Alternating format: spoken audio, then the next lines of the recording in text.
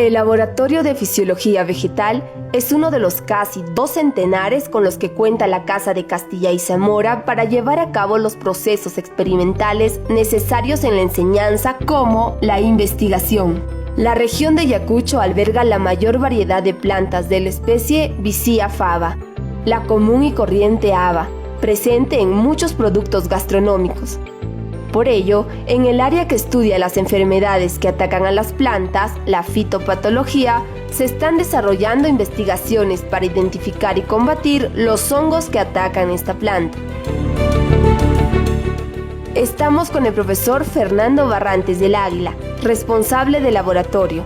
Él nos contará en detalle de qué tratan estas investigaciones. El Laboratorio de Fisiología Vegetal, que está a mi cargo, es un ambiente para prácticas de la asignatura que se desarrolla durante el semestre.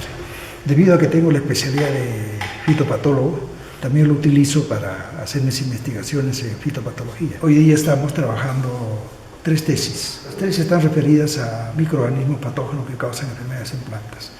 Una de ellas es la presencia de una enfermedad importante en haba, porque sabemos que Ayacucho, Huancavelica y Apurímac es la sede geográfica más importante de habas del Perú.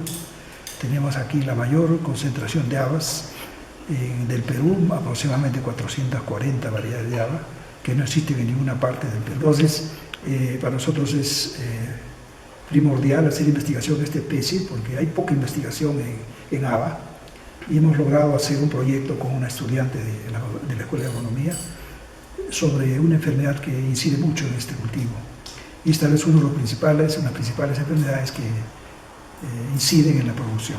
Un caso especial en haba, ¿no? Se trata de la mancha de chocolate en haba, que no tenemos mucha información en la localidad, y hemos hecho un muestreo en la zona, en Huamanga solamente, en 11 distritos, para obtener muestras en la época de verano, y esas muestras son muy perecibles, entonces no las podemos dejar guardadas un tiempo y irnos de vacaciones porque se malogra.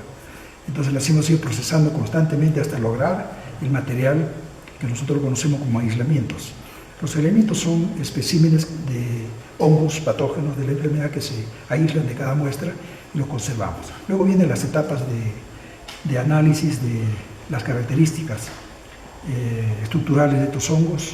Se hacen una serie de estudios, se cultivan en medios, como vamos a ver posteriormente, y se toman las fotografías correspondientes. Es un trabajo que no lo podemos abandonar porque trabajamos con microorganismos que son también perecibles en el tiempo y es necesario que se atiendan casi todos los días. Una vez que la muestra es procesada, en cámara húmeda obtenemos el crecimiento aquí está el micelio del hongo, que representa el parásito que es causante de esta enfermedad. De esta zona aislamos con medios asépticos al parásito en un medio de cultivo, que vamos a ver ahora, y tenemos ya el espécimen buscado en la muestra. Hasta ahora hemos logrado aproximadamente tener 2 especies de esta enfermedad que está generada por el parásito Botrytis. Botrytis tiene en este caso 2 especies que hemos encontrado, Botrytis cinerea y Botrytis fabae. Estamos haciendo el estudio de los aislamientos a fin de caracterizarlos a cada uno de ellos, que es el objetivo de la tesis. Bien, estos son los resultados de los aislamientos que observamos de las hojas. El medio es PDA. PDA es un medio conformado por papa, dextrosa y agar. Este medio es básico para el crecimiento de los hongos. Si observamos, hay algunas diferencias entre los aislamientos.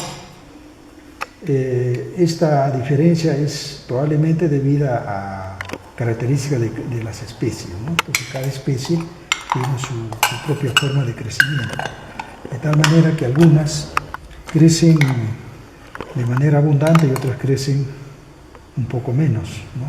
Todas esas características nos permiten diferenciar los aislamientos que se obtienen de cada una de las plantas.